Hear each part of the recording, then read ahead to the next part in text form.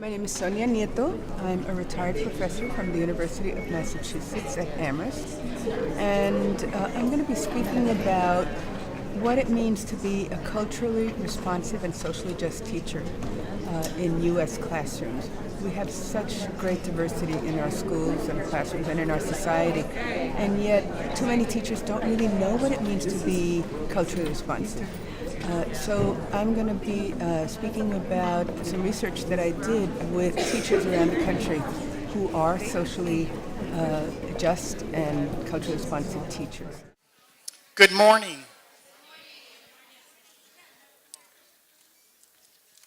Thank you for being here on a cold Saturday, but I think you're in for a real treat. My name is Dr. Hector Ochoa, and I'm the Dean of the College of Education, and I'd like to welcome you this morning.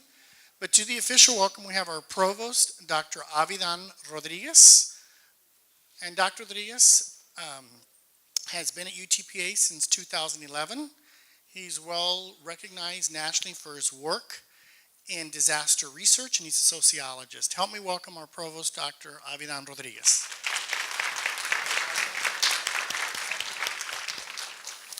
Muy buenos días. Buenos días. Good morning to everybody. It's a pleasure to be here. I want to welcome all of you for being here in this important event this morning. I know it's nice and crisp outside, right? Just like we love it in South Texas. Maybe not. We appreciate everybody being here, and I want to welcome you to the 8th Annual Teacher Conference. I really want to thank all of you for being here, but I want to thank especially the College of Education and Kappa Delta Pi, the UTPA Lambda Psi chapter, for organizing and coordinating this very, very important event. I also want to welcome Dr. Sonia Nieto as our distinguished keynote speaker for this morning, and a fellow Boricua. Anybody know what Boricua is? Yeah, Boricua, right? A fellow Puerto Rican, and so I'm Puerto Rican as well, and Dr. Sonia Nieto as well. So it's very nice to have another Puerto Rican joining us in South Texas, as well as Sulmari Diaz, right? So thank you, Dr. Nieto, for being here. It's certainly a great, great pleasure having you here this morning. I also want to express my sincere appreciation to Dr. Veronica Estrada Belma Menchaca for all the work that they've done to put this together, our Dean of the College, our faculty, staff, and administrators for really putting together this important event. I also want to welcome and thank all of you, the teachers, the new teachers, the pre-service teachers for being here in this morning to join us in this important event, in this conference. Thank you so much. We know that this conference will engage you, will energize you, and will help you think about important issues, challenges, and opportunities as you navigate through your first years as teachers throughout the Rio Grande Valley and beyond. I want to highlight and emphasize the critical role that all of you play as teachers in the educational process of our students in the Rio Grande Valley, in the state, in the country, and beyond. As you may know, we are building a new university in South Texas, the University of Texas, Rio Grande Valley, which is a result of the consolidation of UT Pan American, UT Brownsville, with a medical school. And this new institution will allow us to continue to transform the Rio Grande Valley, to transform the state of Texas. As you know, 90% of the population in South Texas and the Rio Grande Valley are of Hispanic descent. 90% of the students at UT Pan American are Hispanic descent. We are the fastest growing Hispanic region in the country. Latinos and Latinas will continue to transform the face of America. And it doesn't matter that it is a critical issue that we have a new university. And that university will provide great opportunities and great challenges and great transformation for our region. However, let me emphasize this.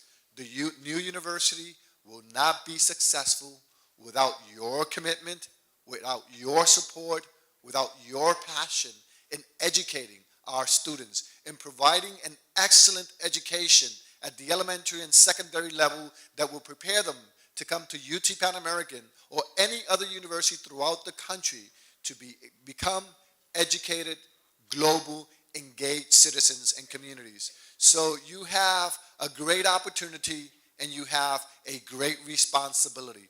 Help us, join us as we continue to build the University of Texas, Rio Grande Valley to transform the Rio Grande Valley, the state of Texas, in our country. Your contributions, your commitment, your effort are all greatly appreciated. Once again, thank you for being here. Bienvenidos y bienvenidas. Es un placer tenerlos y tenerlas a todos aquí en esta mañana. Welcome and thank you very much. Thank you, Dr. Rodriguez, for that nice welcome. As Dr. Rodriguez said, it's very important that the College of Ed succeed and you succeed in your mission as being teachers. That's very, very critical.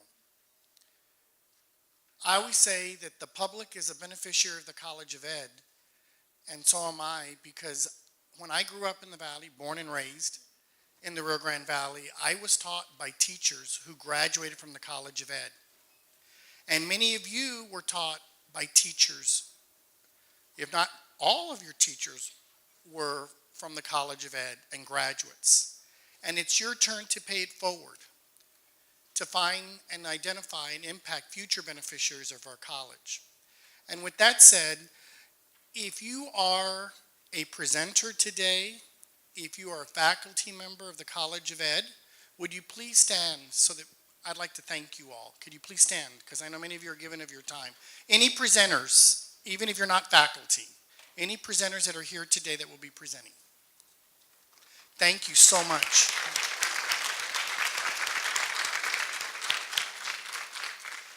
It is my distinct pleasure to introduce our keynote speaker.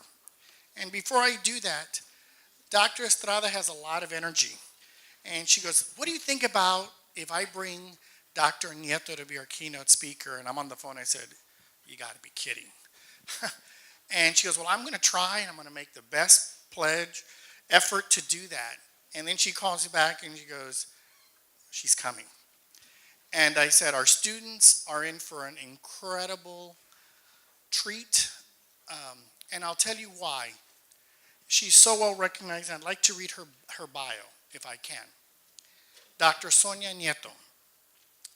Dr. Sonia Nieto is a professor emerita of language, literacy, and culture from the School of Education at the University of Massachusetts Amherst.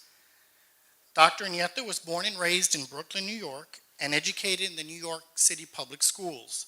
She attended St. John's University, Brooklyn campus, where she received a BS in elementary education in 1965.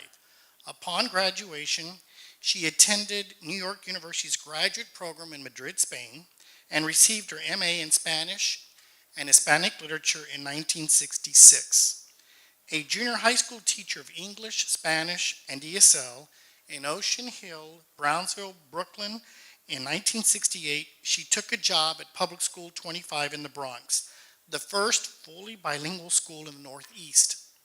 Her first position in higher ed was an educator in the Department of Puerto Rican Studies at Brooklyn College, where she taught in a bilingual education teacher preparation program co-sponsored with the School of Education.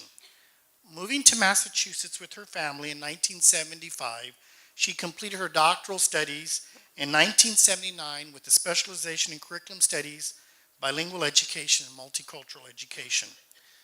Dr. Nieto taught students at all levels, from elementary through graduate school, and she continues to speak and write on multicultural education, teacher education, the education of Latinos, and other culturally linguistic diverse student populations.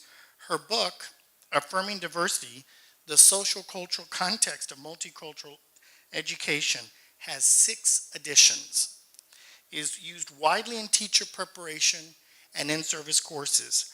Other books include The Light in Their Eyes, Creating Multicultural Learning Communities, has had 2 editions. Language, Culture, and Teaching has also had 2 editions. She's written another book, What Keeps Teachers Going, and 3 edited volumes.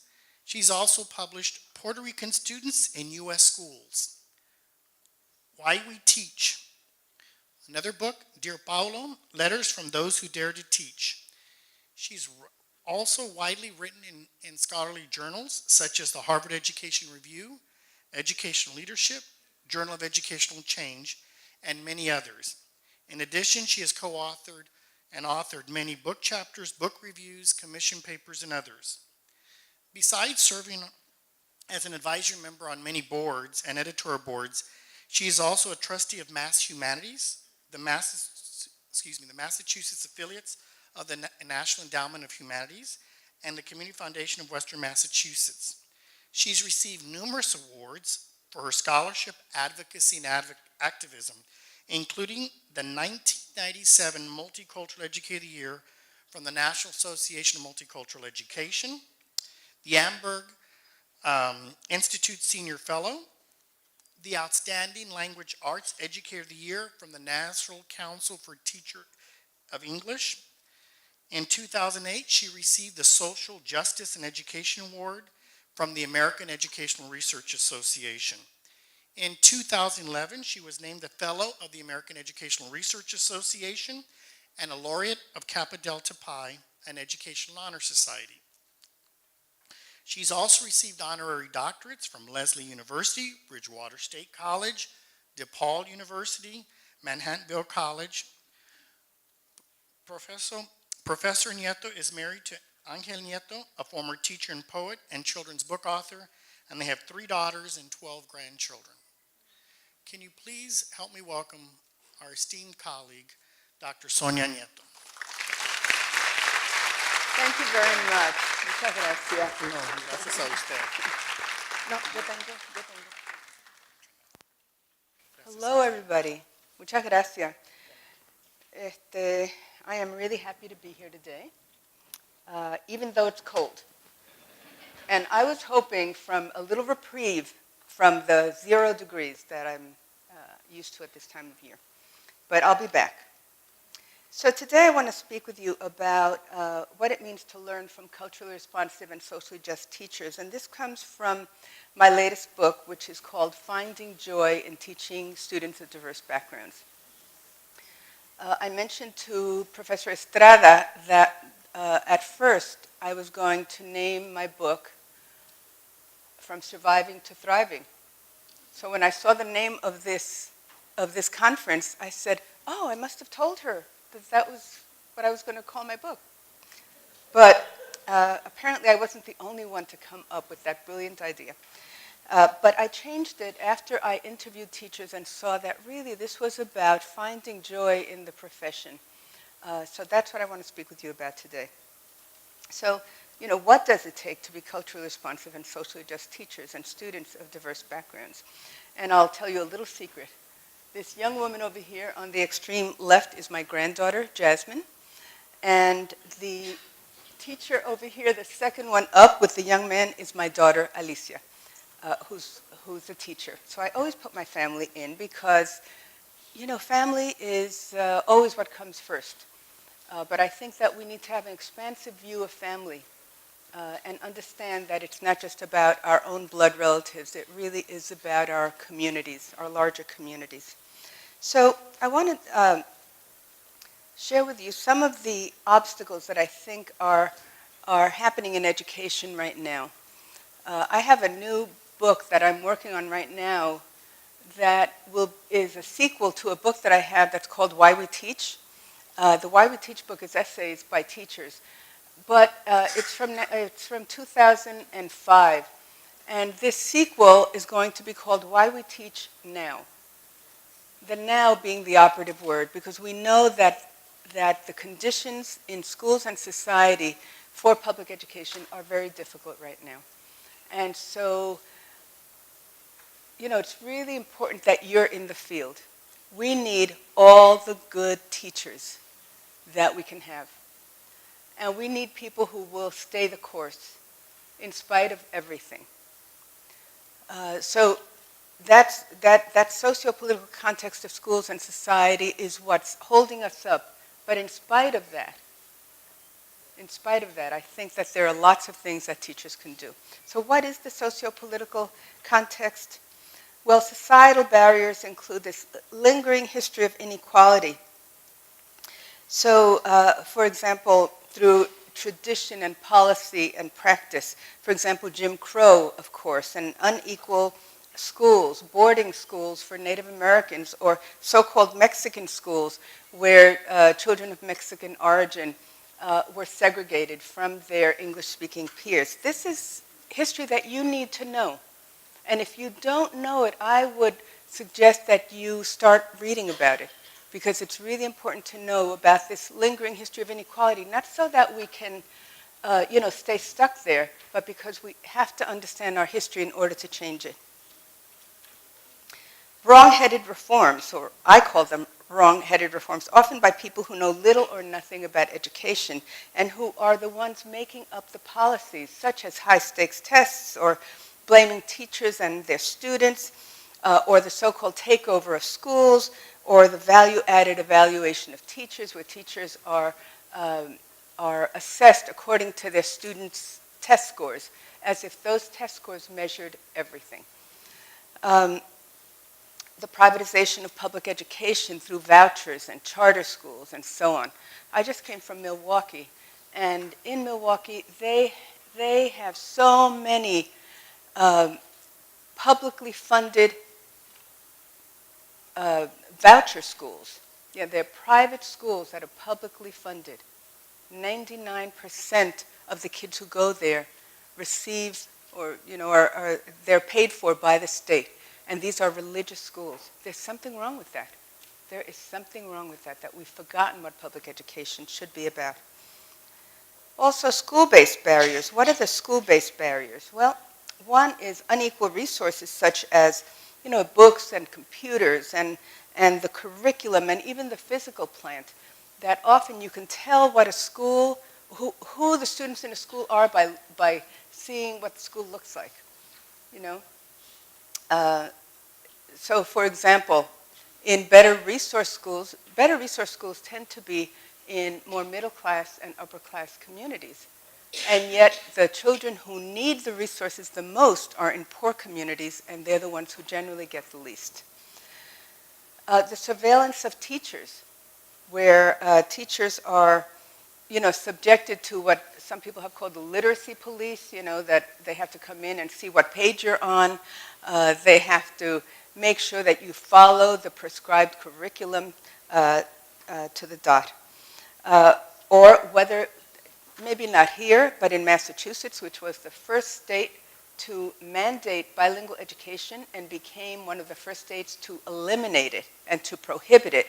It's, I love Massachusetts, but I have to say that some of the policies have really, turned me off, and this is one of them, where teachers are no longer allowed to use the native language of their students in teaching them. That doesn't mean that they don't do it, but according to the law, they could be sued, they could be fired.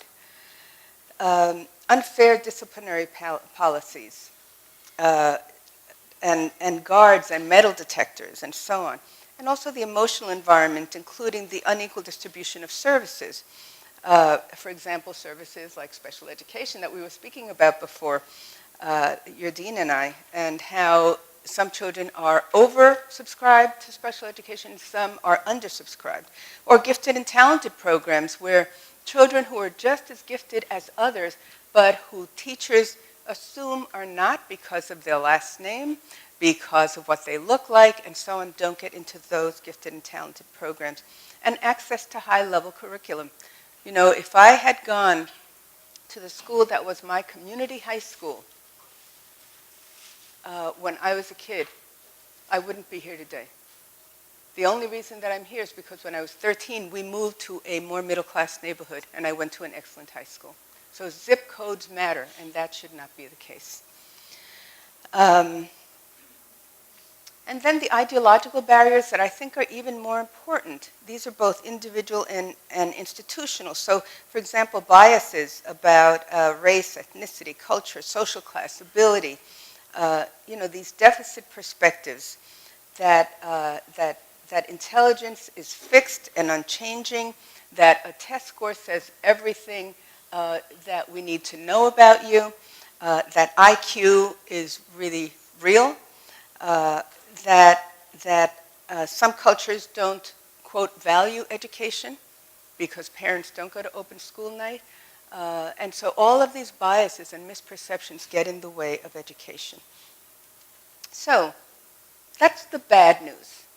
A lot of bad news. So what's the good news? Well, I decided that I wanted to do a project that would look at these questions. What helps teachers thrive? That's why my original title was From Surviving to Thriving. And how do they find joy in teaching students of diverse backgrounds? And what lessons do these teachers hold for others? So, I worry about the current discourse that positions students of diverse backgrounds as problems, or as, what I've called walking sets of deficiencies. They don't have this, they don't have that, they don't have fathers at home, they don't have books at home, they don't speak English, rather than saying, oh, look, we're so lucky. These are kids coming to us with another language, and they're going to learn English, So looking at the assets instead of the deficits.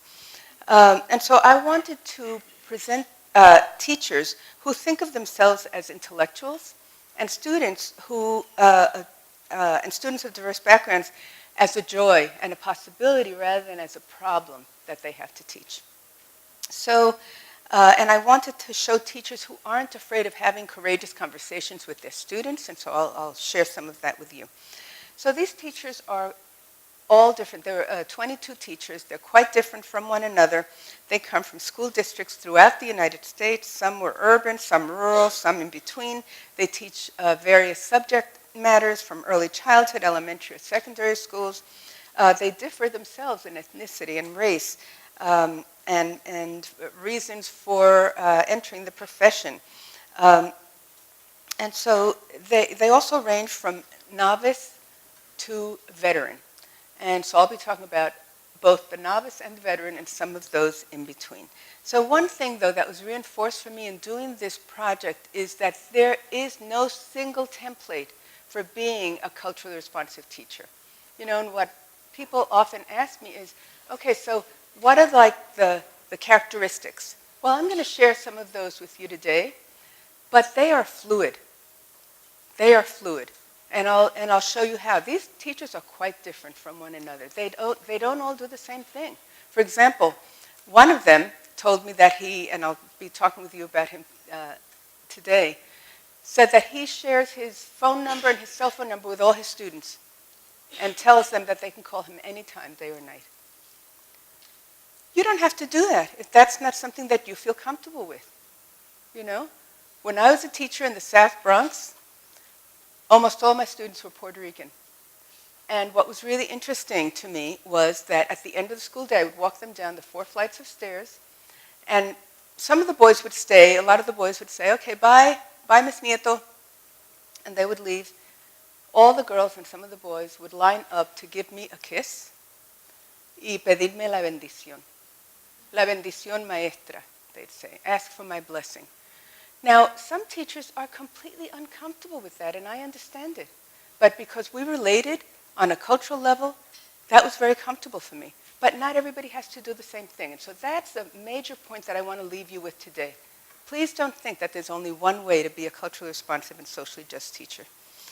What they do have in common, these teachers, is that they're passionate about teaching, they love their craft, they love their students, and they understand that what they teach is important, but not as important as who they teach. So let me share with you who these teachers are. And I'll just name them, and some of them I'll say a little bit more about later. So the top one, starting at the very top and going clockwise. John Nguyen, Marisela Mesa Buenrostro, Gabriela Olmedo, Jeffrey Winokur, Roger Wallace, Adam Heenan, Griselda Benitez, John Gunderson, Amber Bashard, Maria Guerrero, Hyung Nam, Carmen Tisdale, I think I got them backwards. Hyung Nam and Maria Guerrero, Carmen Tisdale, Angela Fajardo, Alicia Lopez, Maria Federico Brummer, Leticia Ornelas, Angeles Perez, who's a Texas girl, so I'll tell you all about her, Carmen Alcázar, Katie Shibata, Maria Ramirez Acevedo, and Yolanda Harris. And there was one camera shy teacher, Jennifer Fleming. So these are the themes that I came up with after interviewing all these teachers for in the space of about 3 years. And I interviewed them when I would go to conferences, and I would ask the person who invited me to nominate a teacher who was thriving and who showed joy in teaching their students of diverse backgrounds. So that's how I got the teachers. Now, when I went to California to Loyola Marymount, and Magali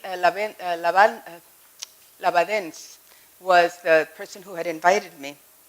She's in charge of the bilingual program there. And I said to her, so can you nominate a teacher who I can interview? And she said, no, I can't. And I thought to myself, she doesn't even have one?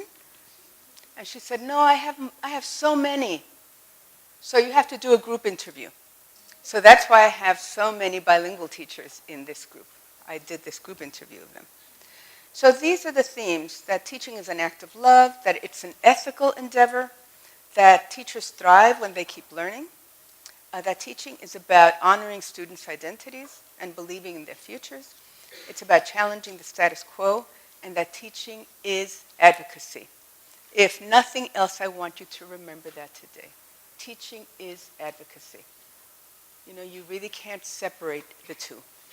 So let me begin with Angeles. This is Angeles Perez. I interviewed her when she was a 4th grade bilingual teacher in the Sheldon Independent School District, and she was only in her 2nd year teacher. I had never met such an enthusiastic, committed teacher, and so sure of herself in her 2nd year of teaching.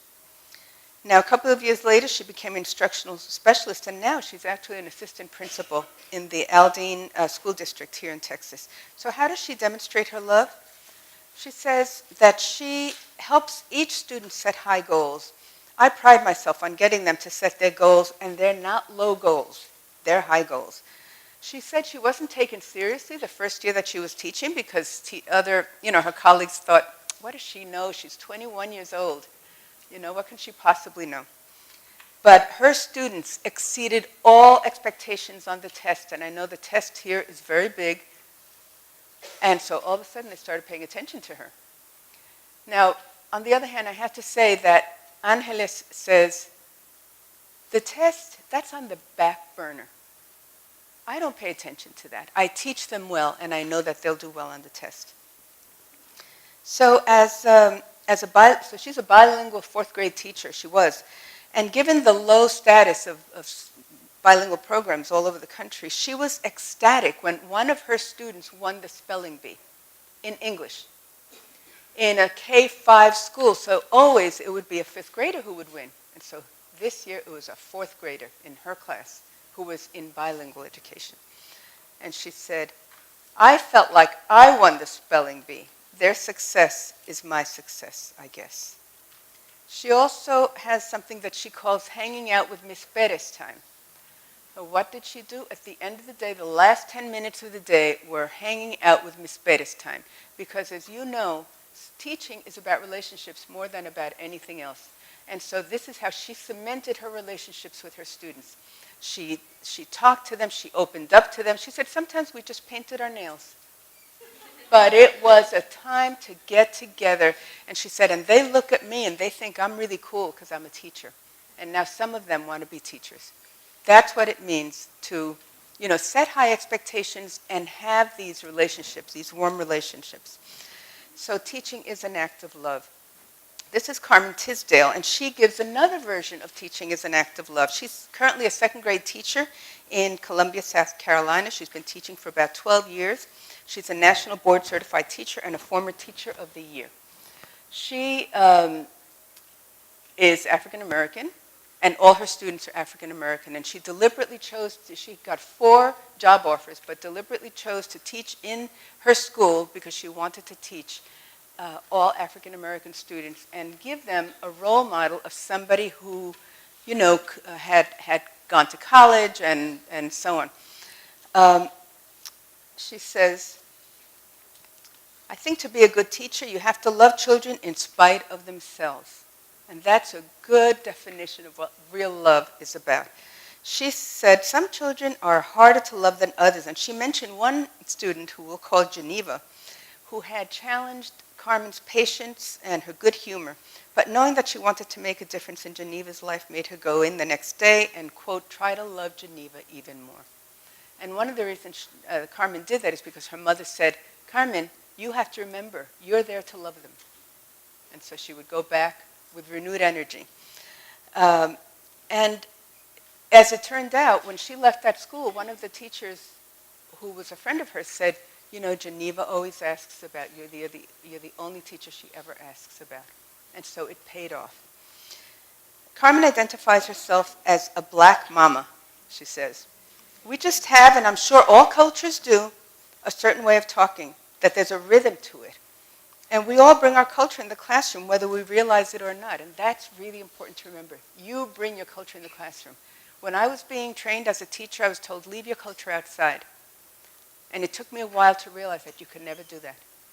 That doesn't mean you need to impose your values on your kids. It just means that you are who you are. You can't separate those things. So she says, I might say, get your behind over there and sit down. That's what your black mama would say. And it's not to say every black mama would say it. So she says that black dialect creates a mutual understanding with her students. And she said when I interviewed, you know how it is. You're the social worker and advocate. You are the mama. I'm putting shea butter on your ashy little face. That's what your mama does. She also believes in her students. So Jamal, one of her students, told her that he wanted to be a bus driver. And Carmen said, so I'm always the one to say, I want you to think about owning a fleet of buses. And there's nothing wrong with being a bus driver. There's nothing wrong with being anything you want if that's what you truly want. She said, but I feel he's saying that because that's what he knows, and he rides the bus every morning. And the bus driver is one of the few people in the community who has a job. And so she wants him to aspire to more than that. Teaching is an ethical endeavor. This is Amber Bouchard, who is currently an 8th grade language arts teacher in Plainfield, Illinois. She's also been special ed teacher and a kindergarten teacher. She's nationally board certified, also an adjunct professor at 2 local universities. She teaches in a very diverse school, but when I met her, it was right before she moved from Massachusetts. She showed up at my door one day and said, please, Professor Nieto, let me into your class. It was on multicultural curriculum. My husband is being transferred to Chicago, and I know nothing about diversity and culturally responsive teaching. So, of course, I let her in the classroom. It was oversubscribed, but with that kind of energy and enthusiasm, I said, sure, come on in. She was teaching in a very elite private school. She was a kindergarten teacher, and almost all her students were white. She fell in love with multicultural education. In fact, so much that when she moved to Chicago, she enrolled in a doctoral program and got her doctorate in multicultural education. She's now in a school where 32 languages are represented. And, she talked about how in the course that she had taken with me, we talked about race and power and privilege and difference. And, it really taught her that teaching with a multicultural perspective was an ethical stance. Because how could it be otherwise? It's an ethical stance that you recognize who your students are, because it meant affirming all students. But as a white woman, she said, she had never before felt that she could do that. And so this is a message to all of you who are different from your students. You don't have to be white. If you are a Mexican-American teacher and you're teaching white or African-American or Asian students or anybody else, you don't have to be them to understand how to be effective with them. So she said, I just needed someone to say, you don't have to be black to do this. I needed you to say it's okay if you don't know it. Her curriculum, which she prepares collaboratively with her colleagues, has become increasingly multicultural. And so now she engages all students and even their families in what we call courageous conversations. So she spoke about how she had taken the information and perspectives from our course to her little kindergarten class. And she had the kids learn about race and learn about difference by doing a color theory class and engaging in conversation about, who are we? How are we different from one another? How are we the same? So when she moved to Chicago, she became a 7th grade language arts teacher. Talk about a difference, right? And I said to her when I interviewed her, so Amber, how is it now teaching 7th grade? You were a kindergarten teacher. And she said, I love them all. I love all the grades. They're all equally satisfying to me, she said. So she said it was easy for her then to bring up these conversations with her colleagues and with her students. She said, having had those conversations with 5- and 6-year-olds gave me the courage to have them with my colleagues and with 14- and 15-year-olds in my middle school. And so she brought a multicultural perspective to her school, and she started things like starting a multicultural club. She sponsored, with the help of families, a yearly cultural fair. For example, one student made a video depicting prejudice through music. Another student interviewed fellow students about why they sit only with students of the same race at lunch. Others have done projects on their family genealogy. So, for example, she spoke about one student who became very excited during his genealogy project, saying, I never knew I was related to Billie Holiday. That's really cool. I'm going to do my project on that. Teachers thrive when they keep learning. That's what's so important that you're at this conference today or at any conference. I encourage you as teachers to keep learning. If you don't, you'll just atrophy. And there's too many teachers who atrophy, who just, parts of them die off because they're not learning all the time. So this is John Wynn, and he's a winner of the Milken National Family Foundation Educator Award. He's now an assistant principal, but he was a high school teacher when I interviewed him a few years ago. He was inspired by his grandfather, a chemistry teacher in Vietnam, and he decided in 8th grade that he wanted to be a teacher. And from 8th grade on, he did everything he could to learn enough to be a good teacher for his students. It's amazing the kinds of things that he did. So he was 13 years old.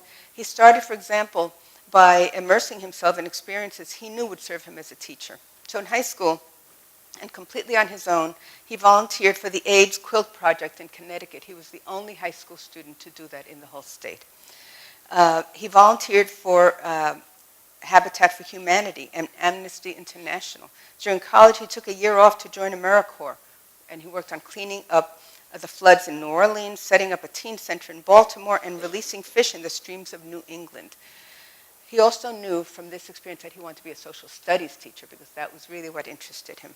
During his college years, he received academic credit for doing an internship with the National Council for the Social Studies in Washington, D.C., and for going to Vietnam with his geography professor. And he also studied in London. He believes that learning is a lifelong journey and that it can happen anywhere. He loves teaching social studies because it gives him the opportunity to discuss meaningful topics with his students. So as I said, he's an assistant principal now, but he was teaching at this high school called the James Hillhouse High School in New Haven, Connecticut, with about 900 students. Hillhouse has a population that's about 80% African American, 19% Latino, and 1% other, meaning I assume white. So it's one of the only 2 schools in the city not designated as a magnet school, so they get all the kids who don't go to magnet schools. So that means they have to accept everybody. He was the only Asian American teacher in the school, and so both teachers and students had real concerns about how he would do as a teacher. And he said, most of my students didn't know what to make of me. Their only previous knowledge of Asians had been either the Chinese delivery guy or a particular character on a TV show that they kept confusing him with. So he worked hard at confronting these preconceptions. He said that's the first thing, dispelling stereotypes, and we continue to do that throughout the year. So even one of his colleagues, an African-American woman, at first had her doubts that he would make it. He said, she's like, there's no way that that Asian guy is going to survive. She's now one of his best friends. He was severely tested by his students. There were discipline problems, and he was called awful things, he said. It should be noted, though, that in spite of these difficulties, he chose to teach in that school. Why? He said, because he wanted to teach in a school where I could make a lot of impact and change.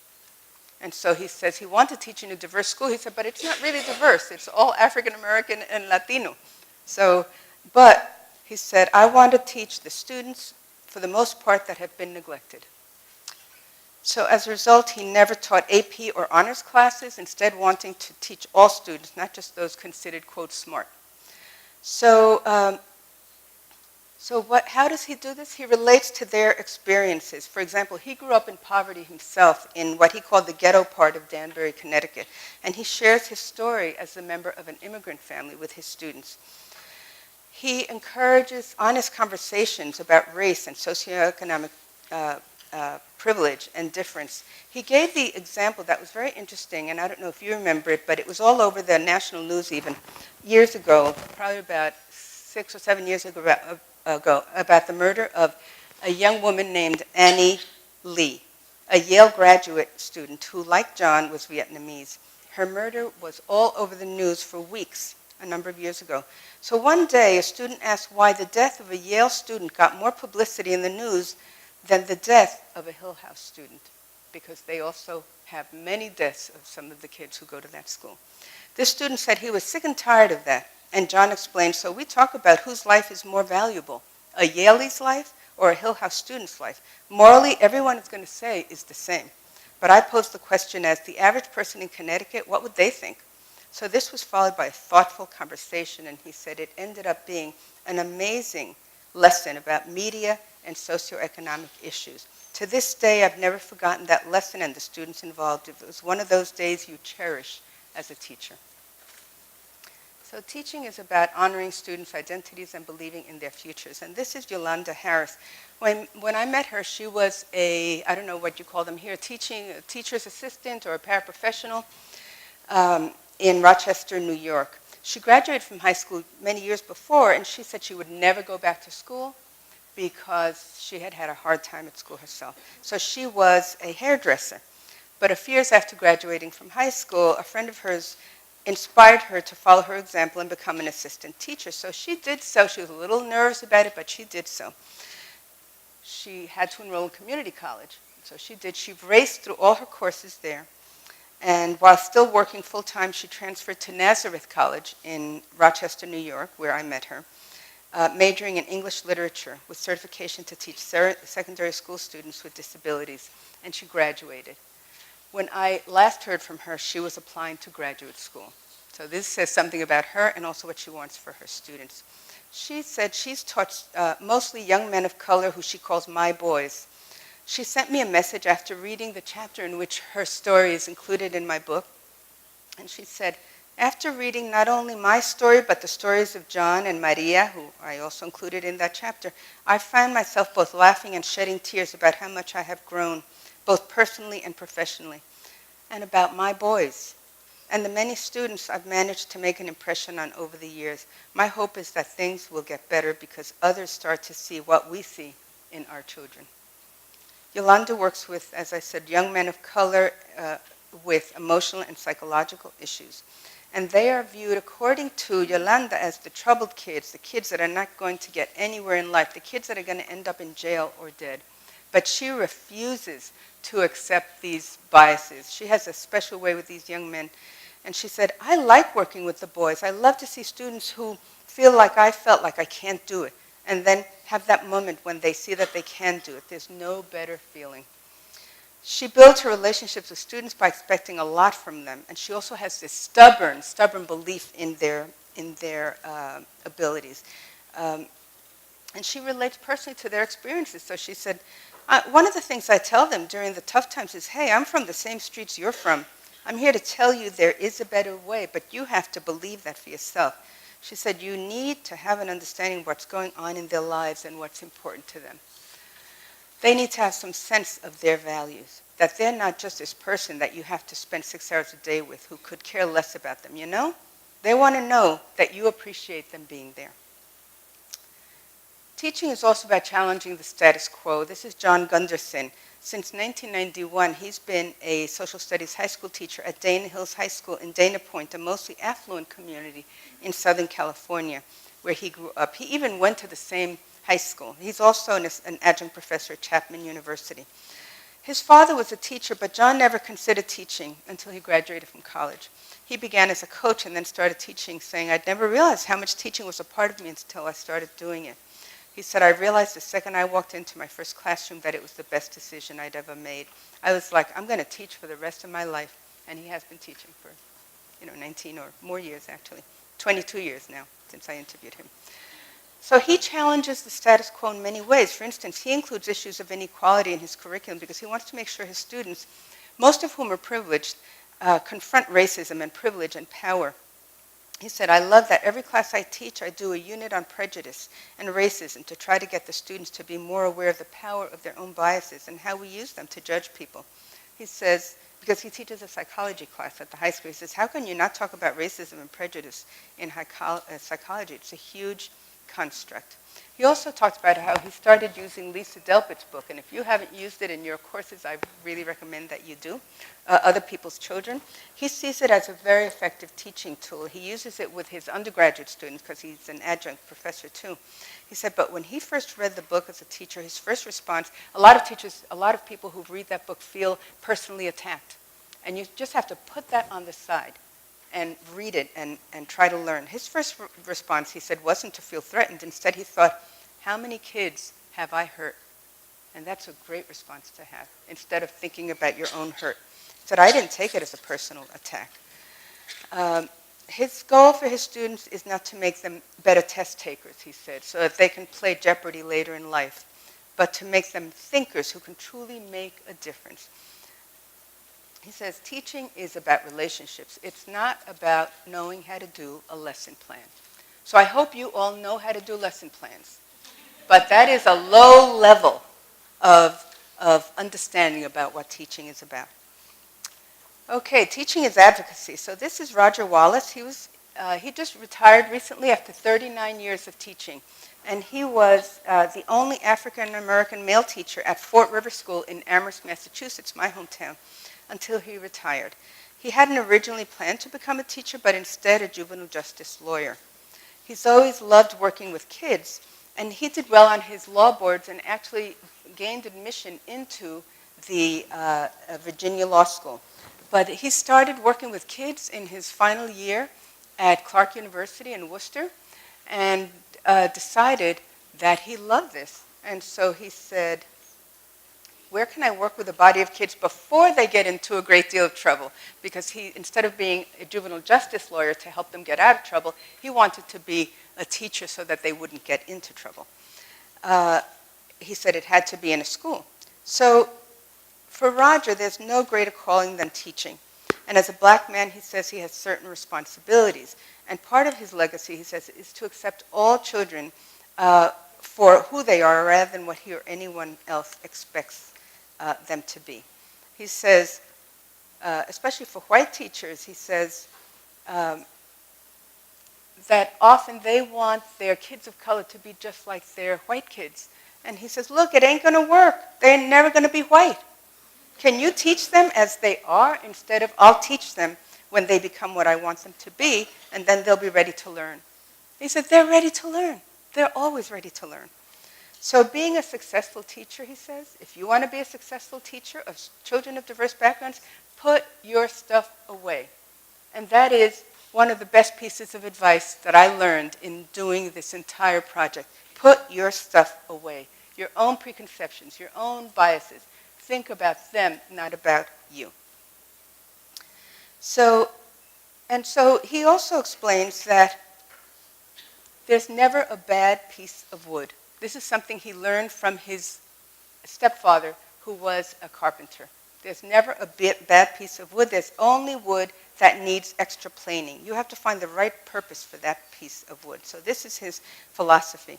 He's also an advocate for parents and families, and he builds relationships with parents by meeting them where they feel comfortable. So there's a whole story about meeting them in the laundromat, for example.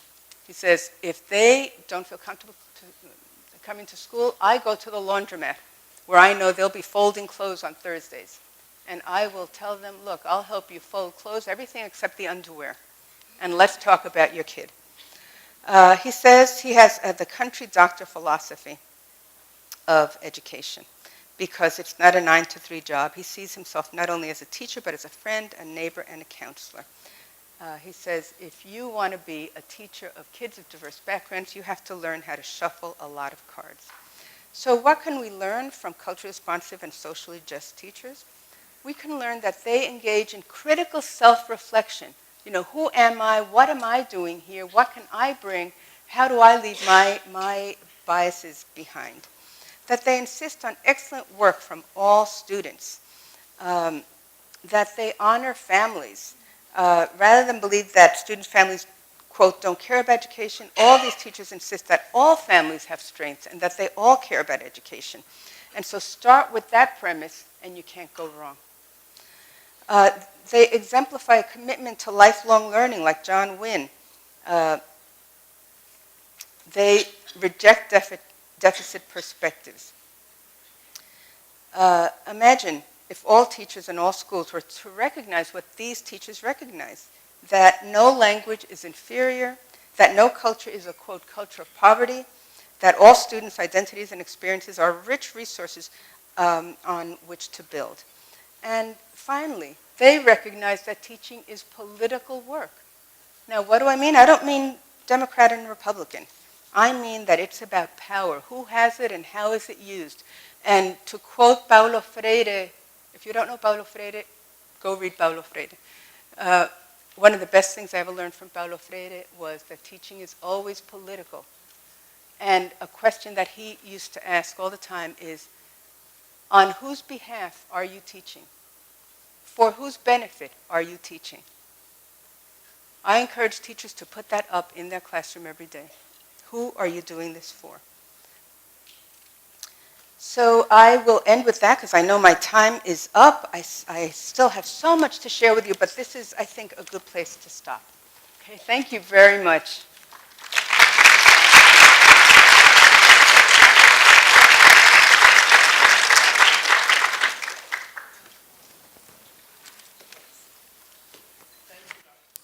Thank you, Dr. Nieto. I think if you look at the theme of what Dr. Nieto is saying is that to be a teacher, there are a lot of technical, you need to know your content, you need to know the methods, but that's only half of the equation. And that's a part of being a teacher is about being a human and doing it with a heart and a purpose. And we've heard many stories today about that heart and that purpose and that meaning, and knowing that diversity demands an asset orientation rather than a deficit one. And I'd like to thank you. I would love to bring you down and have you speak to teachers and school districts here, because I think your message is very important, and I thank you for your contributions and for your time coming down here. Muchísimas gracias. What a wonderful speech. Thank you.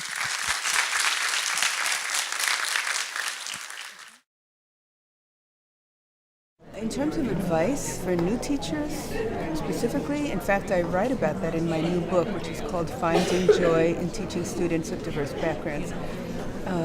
And I have several pieces of advice. One is, first, know yourself. Know who you are and get in touch with your own values as well as your biases and what might get in the way of you being an effective teacher with students. So that means some deep thinking and critical reflection. Knowing your students, learning who they are, learning who their families are, not with any preconceived ideas about, Mexican American students are like this or African American students are like that, but rather who are the students in your classroom and what do you need to know about them to be effective with them. Also, to develop allies. To know as a new teacher that you simply cannot survive if you go into your classroom and close your door and never interact with anybody. Teaching is very hard work, always, and now we're in a very difficult period where teachers are disrespected and students are disrespected, and you need all the help you can get, so it's important to develop allies. And the fourth piece of advice that I give is to have a life. Make sure that you dedicate yourself, commit yourself to your profession, to your craft, that you do everything you can to keep up, that you go to conferences like this, you present at conferences, you learn from colleagues, you keep reading, but that you also have a life, and that you make sure to make time for yourself and your family, because otherwise you'll burn out, and that's what we don't need. We need teachers who are there, who are present, who are active, who are very engaged. And I know that's easier said than done, but I really want you to think about what it means to have a life and to find joy not only in your craft and in your students, but also in your own life.